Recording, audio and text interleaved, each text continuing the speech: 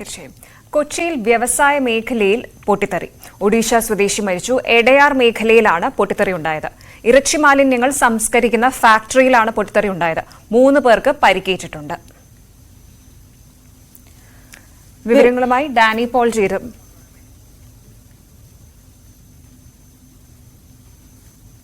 മണിക്കാണ് സംഭവം നടക്കുന്നത്.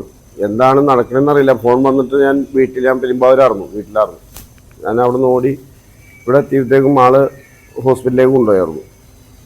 ഇനി എന്താ സംഭവിച്ചതെന്നുള്ളത് വ്യക്തമായിട്ട് നമുക്ക് മനസ്സിലായിട്ടില്ല. അത് പരിശോധിച്ചിട്ട് പറയാൻ പറ്റുള്ളൂ എന്താന്നുള്ളത്.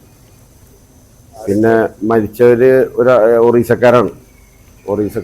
ഒരാള് മരിച്ച ആളുടെ പേര് അജയ് കുമാർ.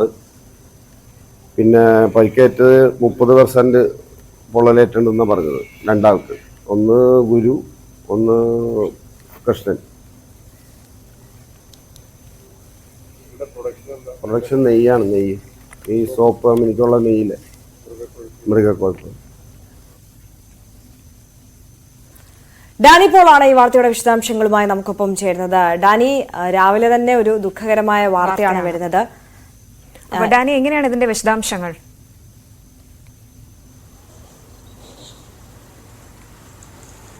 ഇന്നലെ അർദ്ധരാത്രിയോടുകൂടിയാണ് ഇവിടെ പൊട്ടിത്തെറി ഉണ്ടായതായിട്ട് പറയുന്നത്. ഇന്നലെ ഇവിടെ ശബ്ദം കേട്ട് വളരെ പെട്ടെന്ന് ഇവിടേക്ക് ആളുകൾ എത്തുകയായിരുന്നു. ഇതിൻ്റെ ഒരു ബർണർ പൊട്ടിത്തെറിച്ചതാണ് എന്നാണ് ഒടുവിൽ ലഭ്യമാവുന്ന സൂചന. എന്താണ് അതിൻ്റെ ഒരു കാരണമെന്നത് സാങ്കേതികപരമായി ഇതുവരെയും അത് വ്യക്തമായിട്ടില്ല. ഉടൻ തന്നെ എലൂരിൽ നിന്നുള്ള വ്യവസായ മേഖലയിൽ നിന്നുള്ള രക്ഷാ യൂണിറ്റുകളെത്തിയാണ് അവിടേക്ക് എത്തുകയും രക്ഷാപ്രവർത്തനം നടത്തുകയും ചെയ്തു.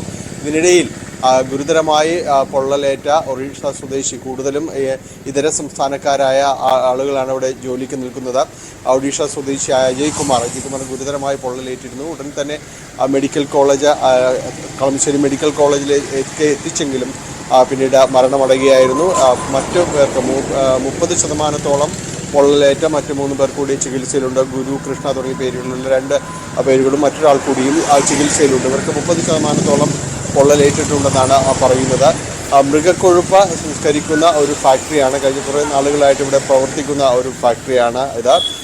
എന്തായാലും ഈ വ്യവസായ വകുപ്പ് അതിൻ്റെ കീഴിലെല്ലാം വരുന്നതാണ്. ഇവരുടെ നിരീക്ഷണവും കാര്യങ്ങളും എല്ലാം. അതുകൊണ്ട് തന്നെ കൃത്യമായി എന്താണ് സംഭവിച്ചത് എന്നതടക്കം ഈ ഫയർഫോഴ്സ് അടക്കം ഒരു പരിശോധന നടത്തുന്നുണ്ട്. ഏത് രീതിയിലുള്ള എന്ത് സ്വഭാവമാണ് പൊട്ടിത്തെറിക്ക് കാരണമായത്, ഇത് പ്രവർത്തിച്ചു കൊണ്ടിരിക്കുന്ന സമയത്താണോ അതോ മറ്റ് സമയത്താണോ എന്നതടക്കമുള്ള കാര്യങ്ങളിൽ കൃത്യത വരുത്തേണ്ടതുണ്ട്. അത് സംബന്ധിച്ചുള്ള കാര്യങ്ങളിൽ അന്വേഷണം ഉണ്ടാകുമെന്ന് അറിയിച്ചിട്ടുണ്ട്. എന്തായാലും ഇന്നലെ അർദ്ധരാത്രി ഉണ്ടായ ഈ അപകടത്തിൽ ഒരാൾ ജീവൻ നഷ്ടപ്പെട്ടു. മറ്റ് 3 പേർ ചികിത്സയിലാണ്. കളമശ്ശേരി മെഡിക്കൽ കോളേജിലാണ് അവർ തുടരുന്നത്. ഇവർക്ക് പൊള്ളൽ 30% പൊള്ളൽ ഇവർക്ക് ഏറ്റിട്ടുണ്ട് എന്നാണ് അറിയാനായിട്ട് സാധിക്കുന്നത്.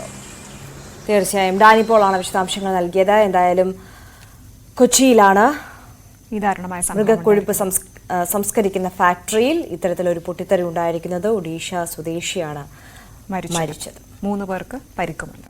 നമ്മൾ